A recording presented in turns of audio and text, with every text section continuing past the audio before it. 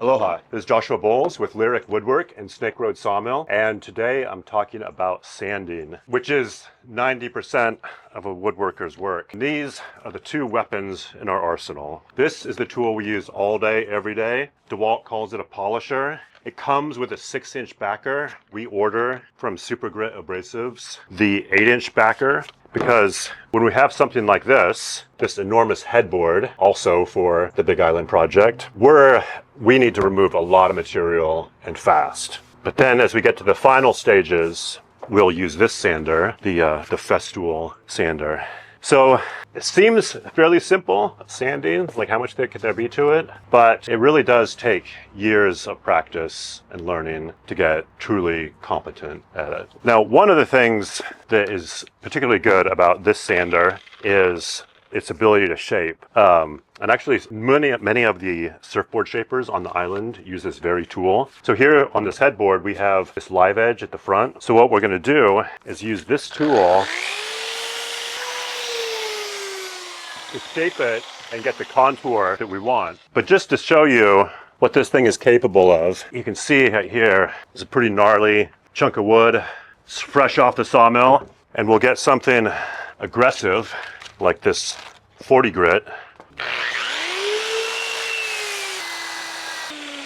So you can see there just the amount of material that gets removed. So with this 40 grit, we'll remove all the saw blade marks. Then once it's clear, we'll shift to the, this is 100 grit. So we'll shift to that, take it then to like 180, 220. We generally finish around 320. And one of the things that's particularly useful is that when we get to that 320, you get these like 3/4 inch foam backers. And these backers are essential for this kind of shaping to get a curved edge. The backer as it is fairly rigid. So to follow the contours, we'll use this.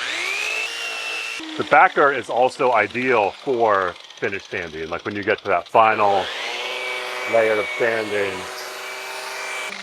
Now at this point, after the 320, we're ready to move to our finish sanding phase. And that's where the Festool comes in. And quick plug, we've been generously provided with some sanding discs from Spe Tool. And these are actually great for this kind of fine sanding. And really what we're trying to do at this point is remove any of the scratches left by the prior grits. And so this phase, really want to take it slow. Any woodworker knows what happens as soon as you apply that first coat of finish is all the scratches become visible. So we want to avoid getting ourselves in that predicament. And so we're going to pay a lot of attention to each square inch. Just go slowly and make sure there's no scratches left. We try not to do that too often.